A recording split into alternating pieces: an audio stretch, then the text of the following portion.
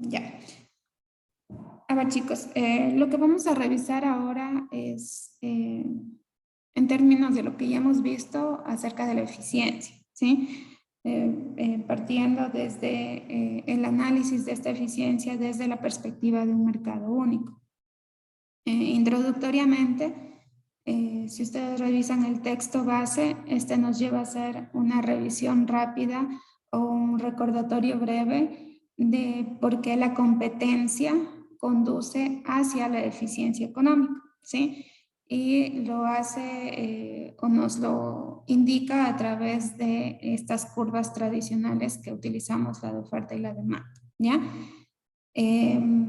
Por una parte, recordemos pues que la curva de demanda de una persona está indicando la cantidad que esta persona está dispuesta a demandar o consumir de un bien o un servicio a cada precio, ¿sí? Y si tomamos esta base, pues podríamos decir que la curva de demanda de un mercado, en cambio, simplemente es la suma de las curvas de demanda de todas las personas, ¿sí? Es decir, nos estaría indicando la cantidad total que la gente estaría dispuesta a comprar de un bien o un servicio a cada uno de los precios posibles que hay en el mercado, ¿sí? Entonces, como ven en la gráfica, la curva de demanda, pues normalmente, y ya lo saben ustedes, tiene esa pendiente negativa, lo que nos indica pues que cuando suben los precios, la cantidad demandada disminuye, ¿sí? Ese sería pues el efecto directo que tiene sobre los consumidores el tema de precios. Ahora, para que estos consumidores puedan decidir cuál es la cantidad que van a demandar, cada uno de los individuos, cada uno de nosotros igualamos el beneficio marginal, es decir, ese beneficio adicional que obtenemos cuando consumimos una unidad más de algún bien o un servicio, lo igualamos con ese coste marginal o ese coste adicional que nos representa comprar esa unidad adicional.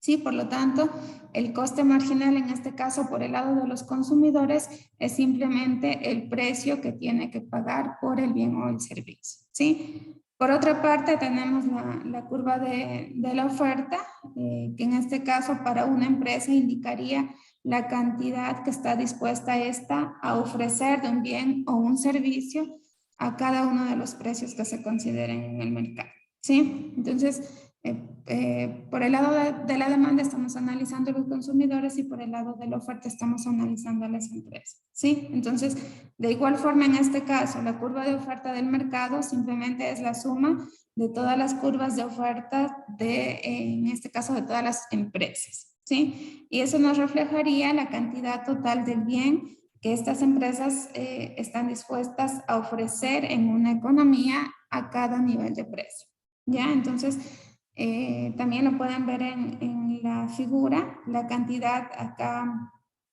perdón, la curva de oferta normalmente pues tiene esa pendiente en cambio positivo, ¿sí? Esto nos indica en cambio que cuando los precios suben las empresas van a estar dispuestas a ofrecer una cantidad mayor de un bien o de un servicio, ¿sí? Entonces, por el lado de las empresas, en cambio, para que éstas puedan tomar la decisión de qué cantidad van a producir, estas empresas competitivas igualan el beneficio marginal o el beneficio adicional que obtendrían al producir una unidad más, que se trata simplemente pues del precio que están percibiendo por ese bien, y lo igualan con el coste marginal, el coste adicional que les reflejaría o les representaría producir esa unidad más, ¿sí? Entonces, en resumen, en la eficiencia está requiriendo que el beneficio marginal correspondiente a la producción de una unidad adicional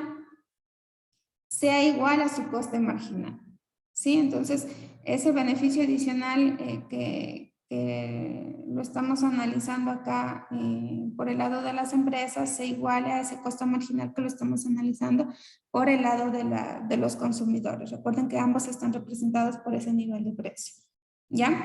Entonces, si el beneficio marginal, supongamos, fuera superior al coste marginal, estaríamos ante una situación en donde mejoraría el bienestar de la sociedad siempre y cuando se produzca una mayor cantidad, Es decir, habría que producir una mayor cantidad de un bien o un servicio para que se mejore el bienestar de la sociedad. En este caso, si el beneficio marginal fuera mayor al coste marginal.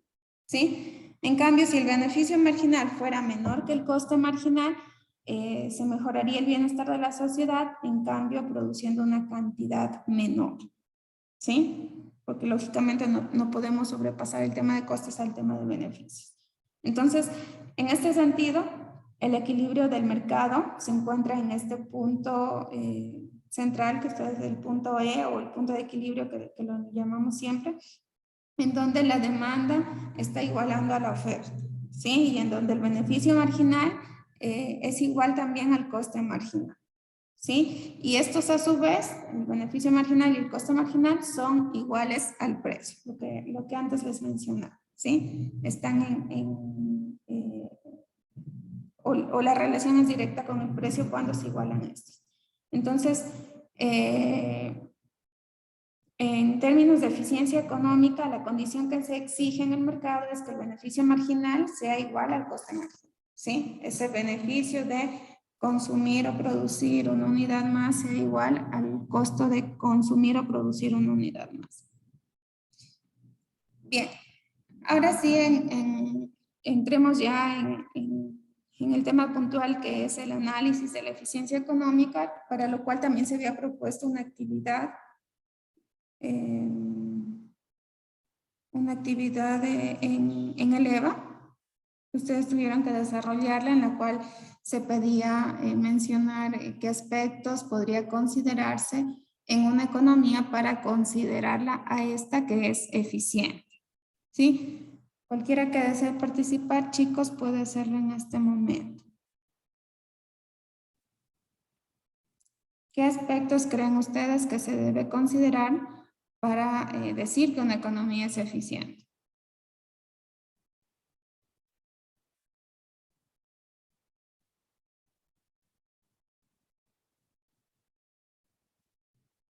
¿Alguien, chicos? ¿O voy nombrando yo?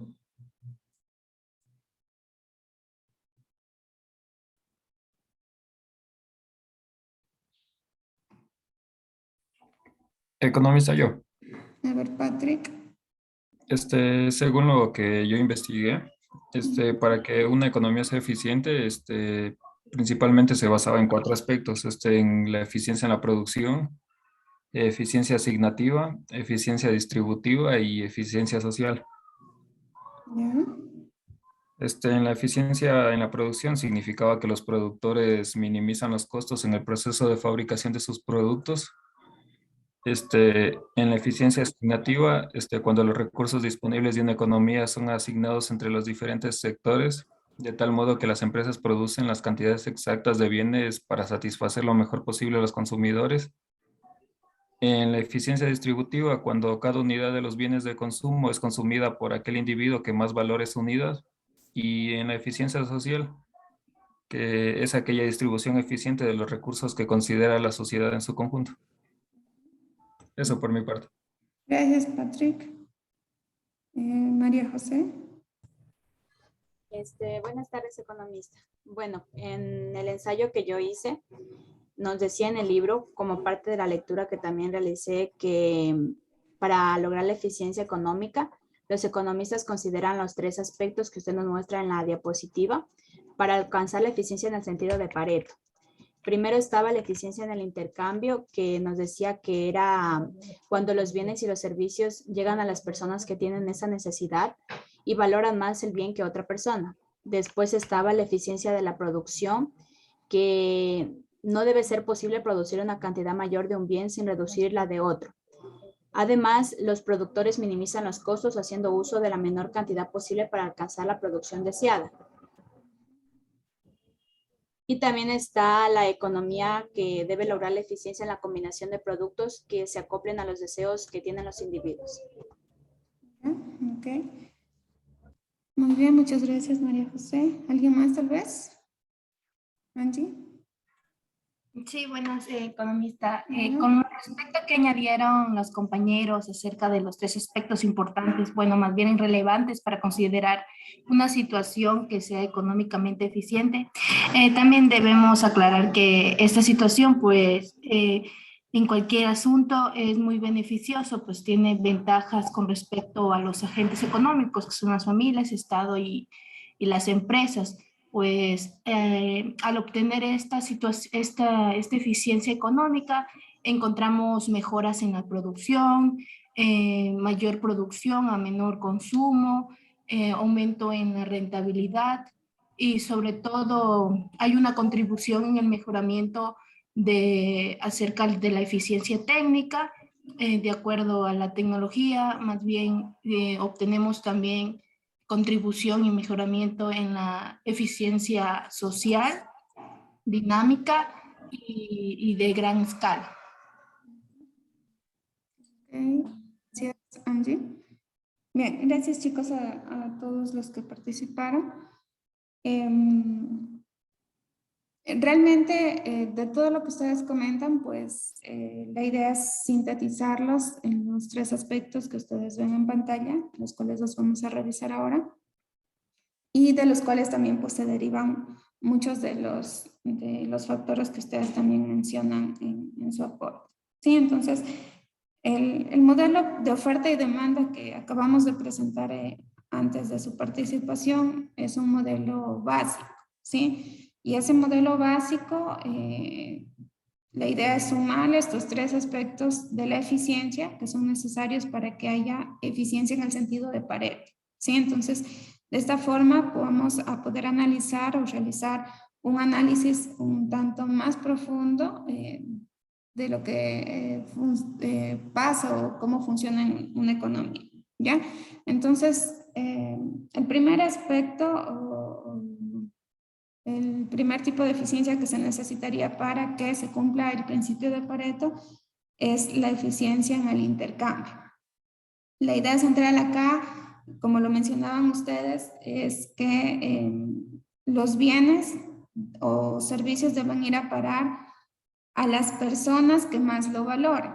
Ejemplo, si a mí me gustan las galletas de dulce y a usted le gustan las galletas de sal, yo debería recibir las galletas de dulce y usted las de sal, ¿sí? Cada uno de nosotros debería recibir el bien que más está valorando, ¿sí? No podemos decir a lo mejor que una política económica o una medida es eficiente si yo termino recibiendo, por ejemplo, hay recursos, galletas de sal y de dulce, ¿sí? Hay disponibles en la economía.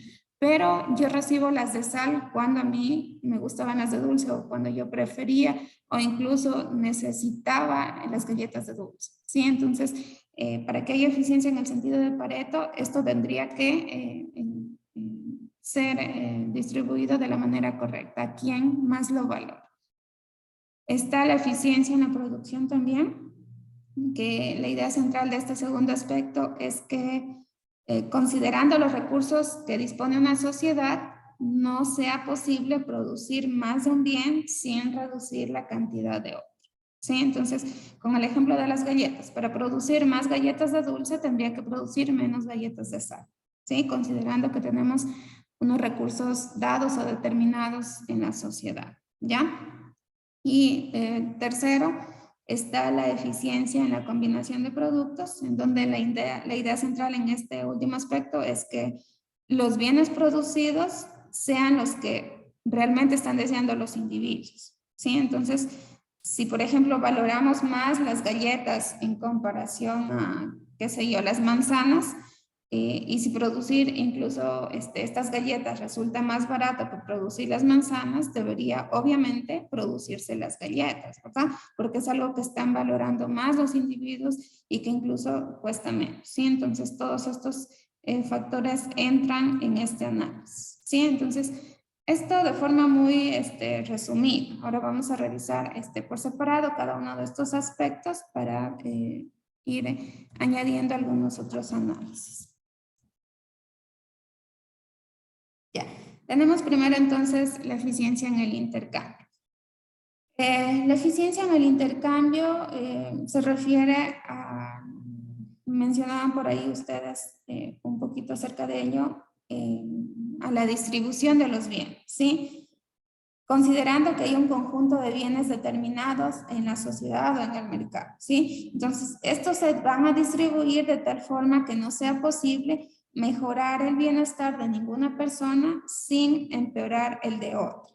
Ya, en otras palabras, que no sea posible realizar intercambios que mejoren el bienestar de ambas partes, ¿sí? Hasta ese punto, cuando se llega a ese punto, quiere decir que ya se están intercambiando los bienes de manera eficiente, ¿sí? Ese sería el punto máximo al que querríamos llegar, ¿ya?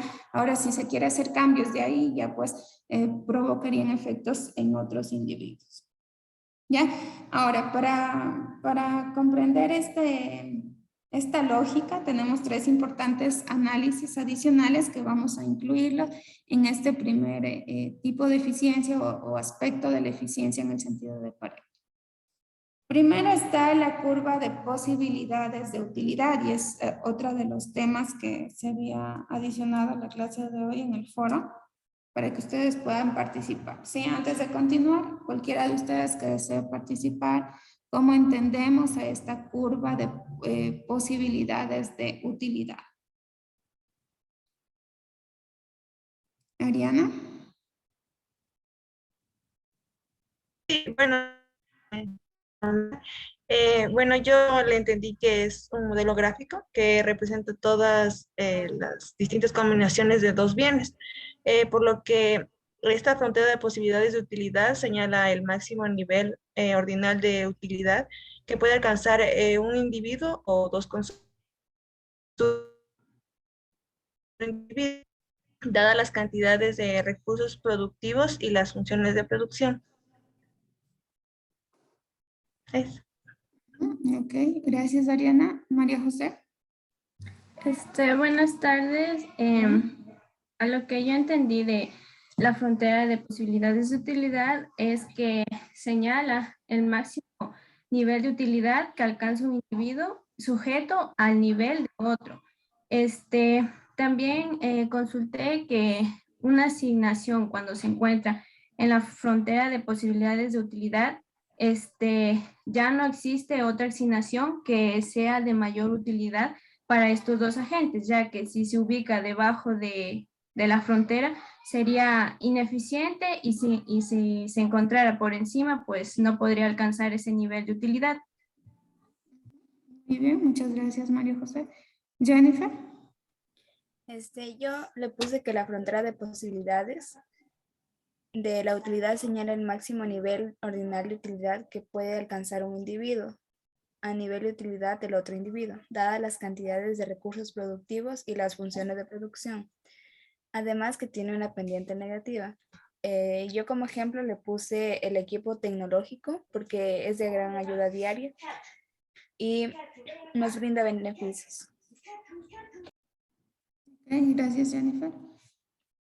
Bien, quizá para nosotros se vuelve ahora sencillo entender la lógica de esta curva de posibilidades de utilidad o la curva de frontera de utilidades, de posibilidades de utilidad, porque tiene una connotación similar a la curva o a la frontera de posibilidades de producción que ustedes ya han revisado, ¿verdad? Entonces, en este sentido estamos nosotros denominando el término de utilidad a la satisfacción que representa para una persona el consumo de una determinada combinación de bienes, ¿sí? En la frontera de producción hablamos de producción y aquí en cambio el consumo, de la utilización, uso de estos bienes. Entonces, si una persona obtiene más bienes, estaríamos diciendo que su utilidad aumenta, ¿sí? Por lo tanto, la curva de posibilidades de utilidad nos indicaría ese nivel máximo de utilidad que puedan alcanzar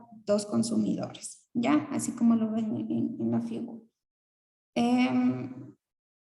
Para entenderlo, el texto les presenta un ejemplo, ¿sí? Nos hace acá suponer esta curva de frontera de posibilidades de utilidad de dos personas, Robinson Crusoe y Viernes, ¿sí? En este caso, la curva que vemos en pantalla indica ese nivel máximo de utilidad que tiene Viernes, dado el nivel de utilidad que tiene Robinson y viceversa.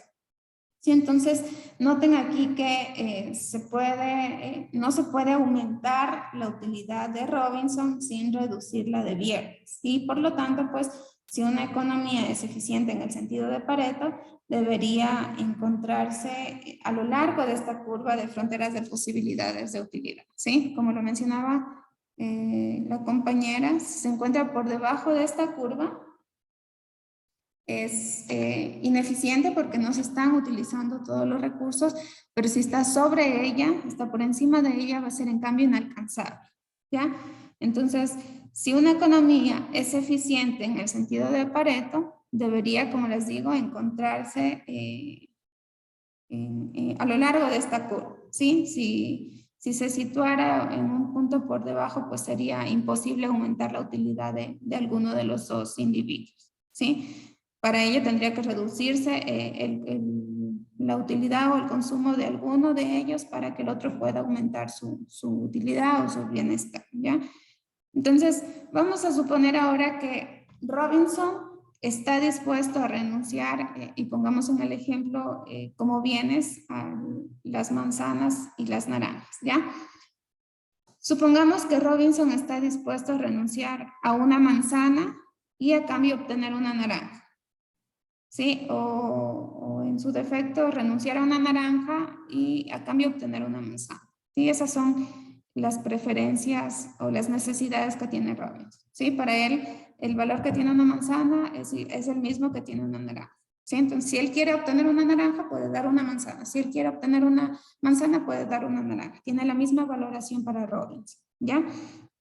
Supongamos por otra parte que Viernes está dispuesto a renunciar a 3 manzanas si puede con ello obtener una naranja más, ¿sí? La comparación que podemos ver o hacer en este sentido con esta información es que Viernes está valorando más a las naranjas en comparación de Robinson, ¿verdad? Robinson intercambia una manzana por una naranja o una naranja por una manzana, pero en cambio Viernes está dispuesto a renunciar a 3 manzanas con tal de obtener una sola naranja, ¿sí? Valora más a las naranjas, ¿ya? Entonces, aquí con esta información vemos que hay posibilidades de hacer un trato. Si, por ejemplo, Robinson le da a Viernes una de sus naranjas y Viernes le da a Robinson 2 de sus manzanas, estaríamos viendo cómo el bienestar de ambos mejora, ¿sí? Porque Robinson en este caso obtiene las manzanas que estaba necesitando a cambio de una sola naranja, ¿ya? De hecho, en esta situación que estamos planteando, habría sido necesario solamente con que Robinson le dé una manzana a Viernes para que disfrute exactamente del mismo bienestar. Sí, en este caso está recibiendo 2 manzanas a cambio de su naranja, ¿ya? Mientras que Viernes habría estado dispuesto a renunciar a 3 y solo renunció a 2 para poder hacer este intercambio, ¿sí? Por lo tanto, en esta situación, si se hubiera dado en esa manera, probablemente pues Viernes estaríamos viendo que disfruta claramente, de hecho, de un bienestar mayor, ¿sí? La idea es que la cantidad de un bien a la que una persona está dispuesta a renunciar a cambio de una unidad de otro bien se denomina como relación marginal de sustitución, ¿sí? Lo que yo estoy dispuesta a renunciar para conseguir otra cosa, ¿ya? Y en medida en la que estas relaciones marginales de sustitución de Robinson y Viernes sean diferentes, va a existir esa posibilidad de hacer distintos tratos, ¿ya? Pero en términos de eficiencia, el intercambio exige que todas las personas tengamos la misma relación marginal de sustitución, ¿ya? Para que se considere eficiente en el sentido de Pareto. Déjenme cambiar. Este es el primer análisis para entender esta lógica de la eficiencia en el intercambio. El segundo análisis es con respecto a la restricción presupuestaria, ¿ya? Aquí vamos a ver por qué las economías competitivas satisfacen esta condición de eficiencia en el intercambio. Para esto hay que ver cómo los consumidores toman sus decisiones, ¿sí? Y es aquí en donde entra este tema de restricción presupuestaria, que vendría a ser pues la cantidad de renta o de ingresos que tenemos los individuos para gastar en distintos bienes o servicios, ¿sí? Esa es nuestra restricción. Se denomina así porque limita de alguna manera la cantidad de bienes y servicios a los que podemos acceder, ¿ya? En este caso, supongamos que Robinson tiene $100 y que puede repartir estos $100 entre comprar manzanas o comprar naranjas, ¿sí? Asumamos que una manzana cuesta $1 y que las naranjas cada una cuesta $2, ¿sí? Con ello, ¿qué podemos deducir? Con los $100 o puede comprarse 100 manzanas porque cuesta cada una $1, o en su defecto podría comprar 50 naranjas considerando que cada una cuesta $2, ¿sí? O también podría ser diferentes combinaciones de ambas, ¿verdad? Reducir un poco de manzanas para comprar un poco más de naranjas, o reducir el consumo de naranjas para comprar más manzanas. Ahora, este precio también nos indica esa restricción que se da en el sentido de que, por ejemplo, para poder comprar más naranjas yo tengo que renunciar a muchas manzanas, ¿sí? Esto en relación al tema de precios. O para comprar más manzanas yo solamente tengo que renunciar a unas pocas naranjas porque son más caras las naranjas que las manzanas, ¿sí? Entonces, si Robinson compra una naranja más, tiene que renunciar a 2 manzanas, ¿ya? Esto nos indica que la pendiente de esta restricción presupuestaria es igual a la relación de precios, ¿ya? Entonces, Robinson lo que va a hacer es elegir un punto en esta restricción presupuestaria por el que muestra una mayor preferencia, ¿sí? Si, por ejemplo, gusta más de naranjas, a lo mejor tome un punto que esté en la parte baja de esta restricción presupuestaria, ¿sí? En donde obtenga solo unas cuantas manzanas y una cantidad mayor de naranjas, ¿sí? Entonces, para ver lo que esto implica, se introduce el último análisis o el último concepto dentro de esta lógica, que en cambio son las curvas de indiferencia, ¿sí? En este caso, las curvas de indiferencia dentro del análisis nos estaría mostrando las combinaciones de bienes entre las cuales una persona o un consumidor es indiferente, ¿sí? O dicho de otra manera, las combinaciones de bienes que le reportan el mismo nivel de utilidad a una persona, ¿sí? En esta gráfica podemos ver las curvas de indiferencia de considerando el mismo mercado de manzanas y naranjas, ¿sí? La curva de indiferencia de color naranja que ustedes ven allí estaría indicándonos todas las combinaciones de naranjas y manzanas que le resultan al consumidor igual de atractivas, ¿sí? Entonces, cualquiera de los puntos que estén en esta curva le va a ser indiferente al consumidor, le representa exactamente la misma utilidad, ¿ya? Entonces, los individuos siempre van a preferir las combinaciones de manzanas y naranjas que se encuentran en una curva de indiferencia más alta, es decir, en esta curva color vino que ustedes ven acá, reflejaría las combinaciones de bienes o servicios que los individuos preferiríamos más. ¿Por qué? Porque estamos hablando de mayor cantidad de cualquiera de los bienes, ¿sí? En comparación a la curva de indiferencia naranja, ¿ya? Sin embargo, en este caso, continuando con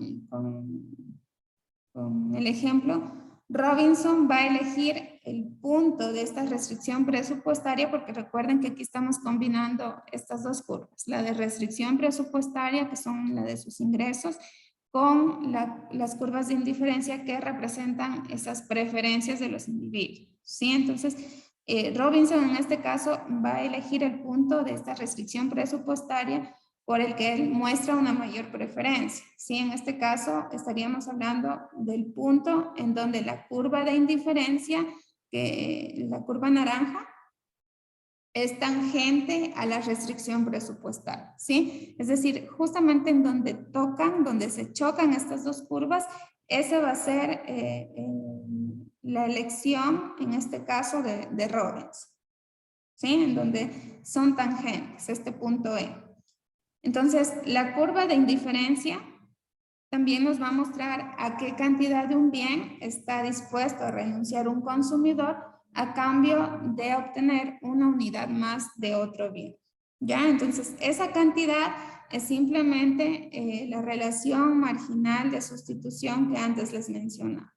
¿Ya? Por lo tanto, la pendiente de la curva de indiferencia es igual a la relación marginal de sustitución. Entonces, si nosotros, por ejemplo, consideramos un punto A, supongamos que está en esta parte baja de acá, y un punto B en la parte alta, querría decir que en este caso Robinson renuncia algunas naranjas para obtener más manzanas, ¿sí? Pero como estamos de alguna manera generando movimientos a lo largo de esta curva, el bienestar o la utilidad que le representa estos diferentes puntos es exactamente el mismo, ¿sí? Le es indiferente a Robinson, ¿sí? Pero noten también que, como les decía antes, por el efecto de precios se necesita más manzanas para compensar una naranja menos,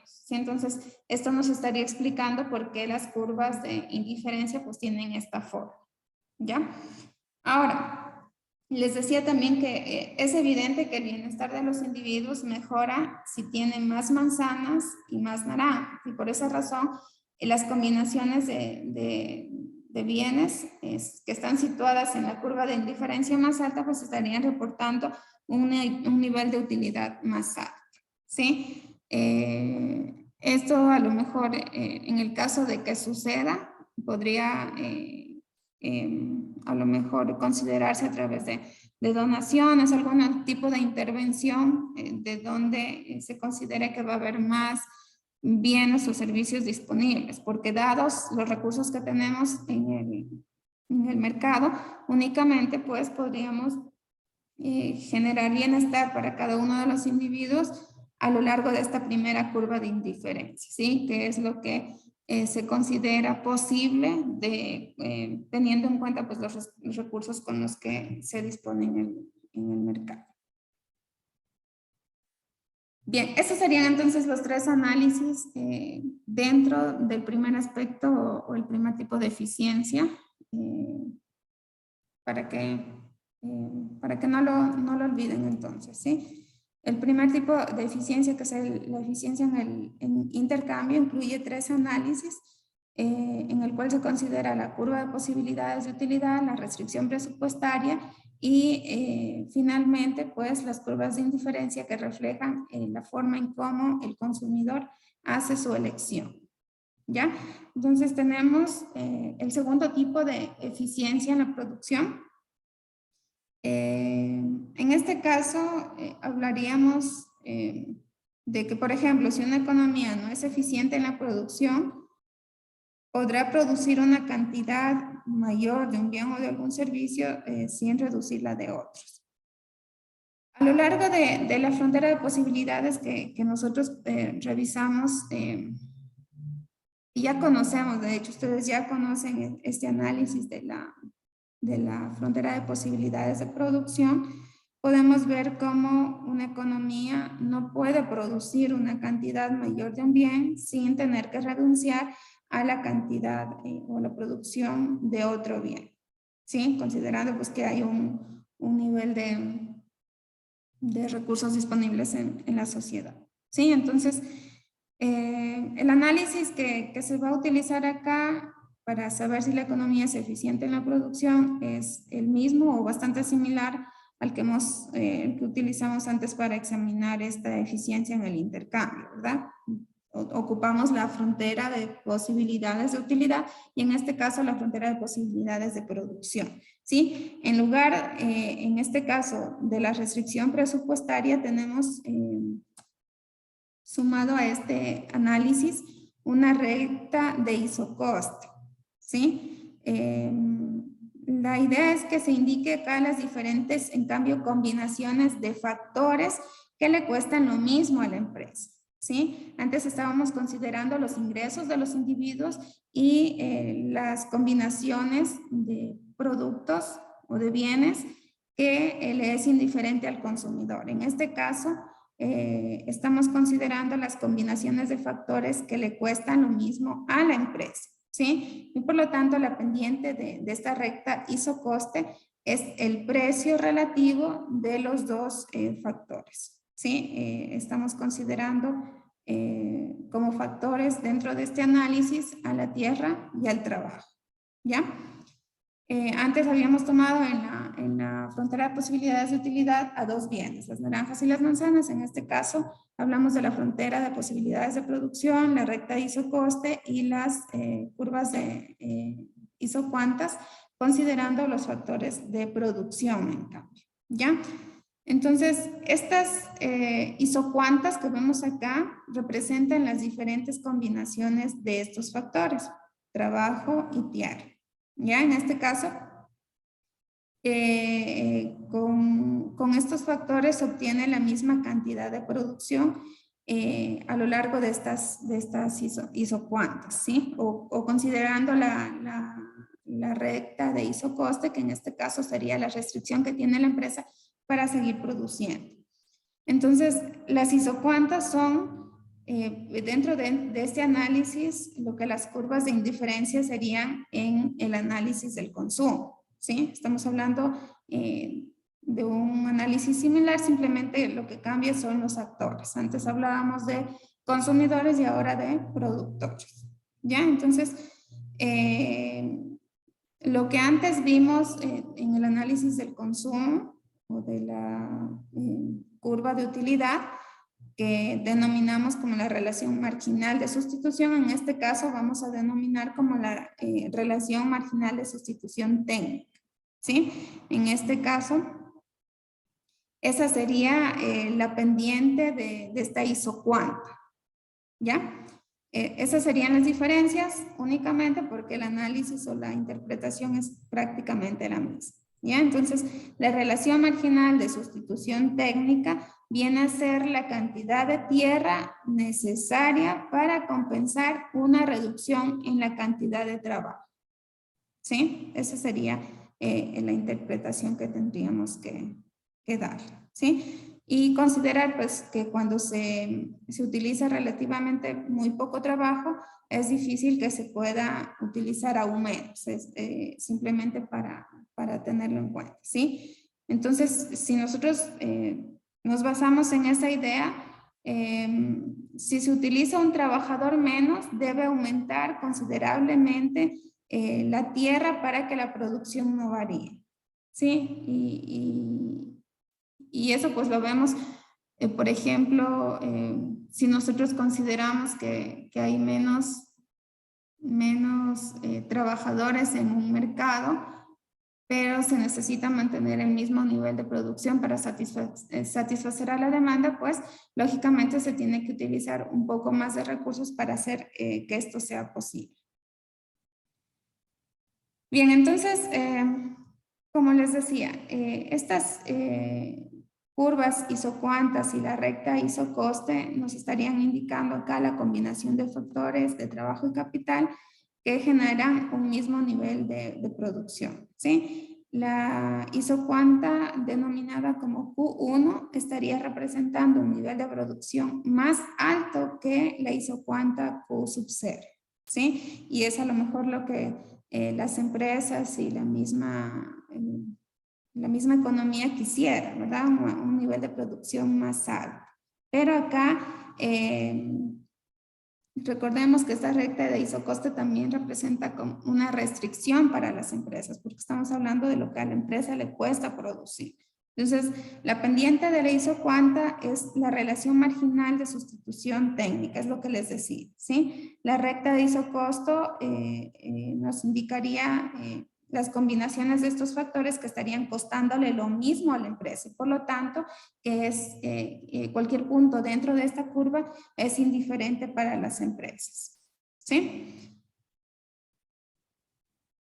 Bien, y finalmente, dentro de este análisis se considera también que una empresa maximiza la cantidad de producción cuando hay un nivel dado de gastos en tema de factores, ¿sí? Entonces, lo que ustedes ven en pantalla es una caja de Edwatch y en este caso esta caja nos sirve para introducir el análisis que antes hemos visto con el tema de las isocuantas, ¿sí? Lo que podemos ver en pantalla es los lados, como en los lados de esta caja estaríamos mostrando la oferta que existe de los recursos, es decir, la tierra y el trabajo que se necesita para la producción de estos bienes. Entonces, los recursos que se utilizan para producir, por ejemplo, naranjas vienen dados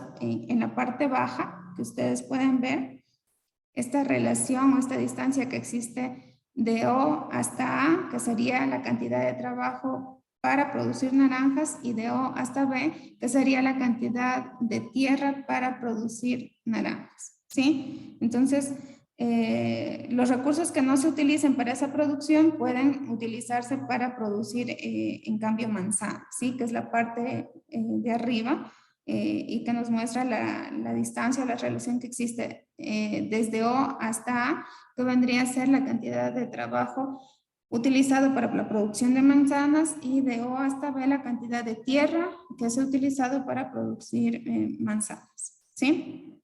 Entonces, para que la producción sea eficiente, estas isocuantas que ven acá deben ser tangentes, ¿sí? Entonces, en esos puntos en donde son tangentes, la relación marginal de sustitución del trabajo por tierra es la misma en la producción de manzanas y de naranjas, ¿sí? Y es por eso que ahí se considera que existe eficiencia. Bien, finalmente, el último tipo de eficiencia, aspecto necesario en la eficiencia en el sentido de Pareto, es la eficiencia en la combinación de productos, ¿ya? Acá la idea es que para elegir la mejor combinación siguiendo el ejemplo de manzanas o de naranjas, es necesario averiguar qué es lo que resulta más viable y cuáles son las preferencias que tienen cada uno de los consumidores, ¿sí? Aquí, a partir de la tecnología, podemos averiguar cuál es el nivel máximo de producción de naranjas que corresponde a cada nivel de producción de manzanas, ¿sí? Es importante que una vez que se considere el análisis en la producción de algún bien o servicio, o de alguna manera el Estado quiera intervenir en los niveles de producción de cualquier bien o servicio, analice de manera estadística cuáles son las preferencias de los individuos para poder hacer algún tipo de intervención, ¿sí? Entonces, aquí también se utiliza la curva de posibilidades de producción, y dada esta curva, lo que se quiere conseguir es el nivel máximo posible de utilidad, ¿sí? Entonces, para ello se considera también estas curvas de indiferencia,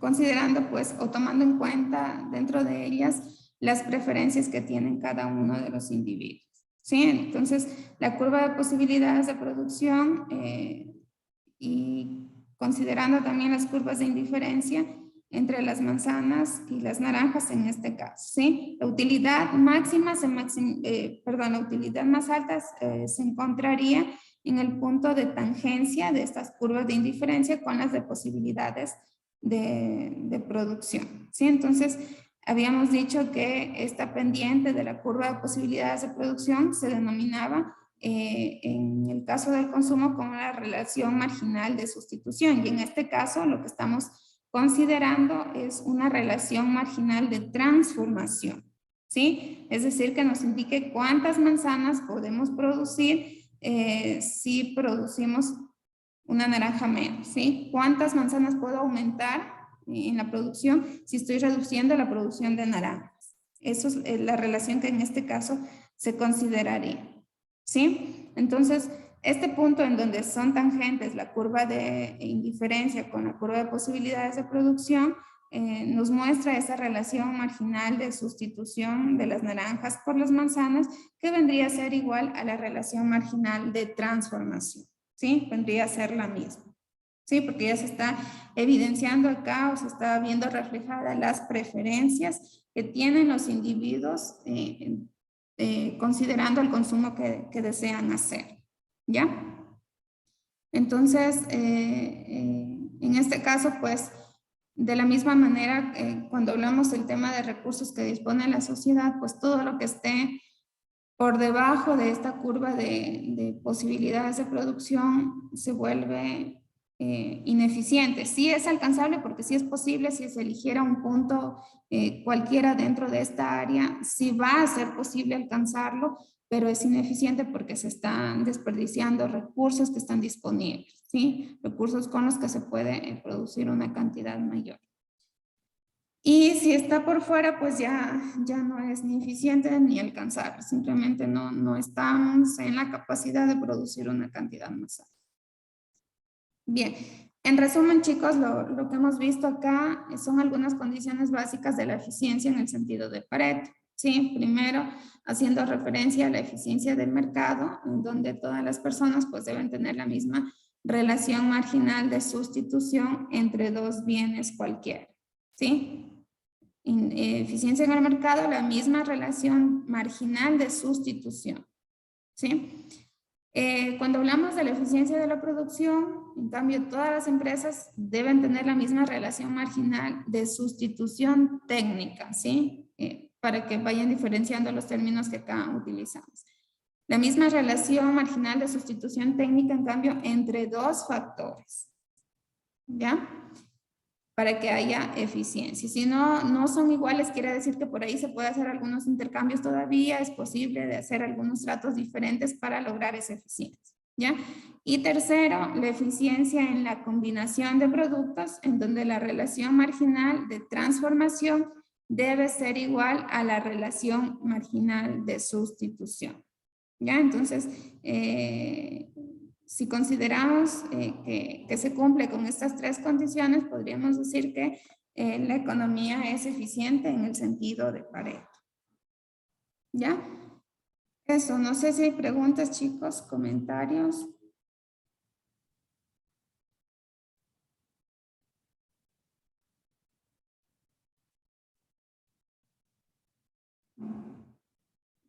Ya lo que nos dice Adrián, en todas eficiencias utilizan elementos parecidos, solamente la intención o la finalidad de uso es la que difiere. Estaríamos diciendo que de alguna manera la lógica o la interpretación es la misma. Lo que está cambiando es el enfoque.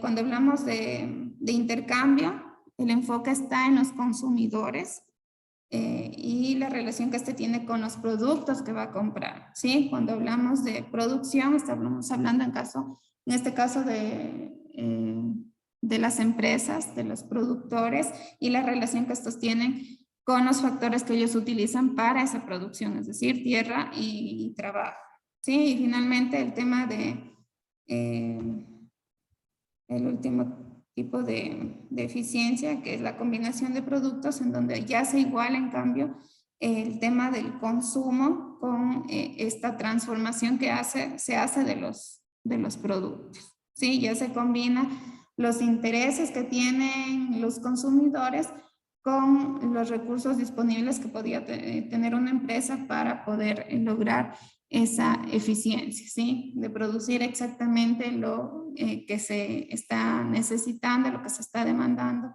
o lo que desean por parte de los consumidores. No sé si estamos hasta ahí, chicos. ¿Preguntas, comentarios?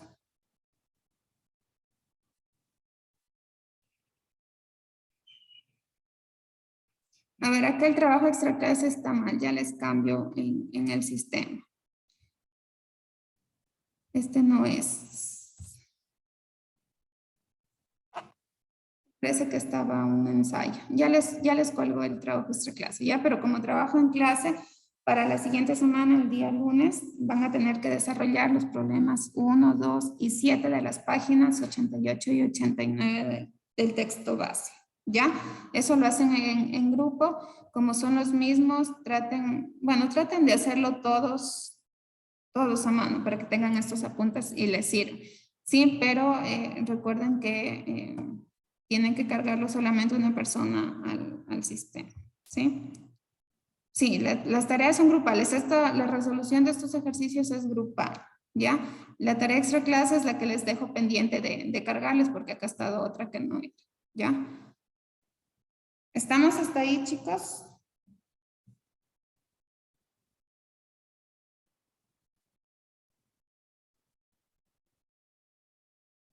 ¿Sí?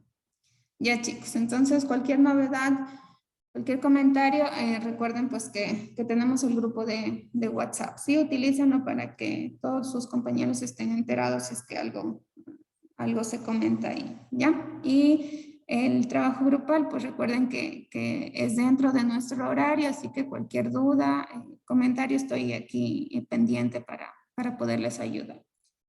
Eso, chicos. Agradecerles entonces a todos por su asistencia, por su participación, desearles que tengan una excelente tarde. Gracias, economista. Bueno. Gracias también. Que pasen bien, chicos. Hasta luego.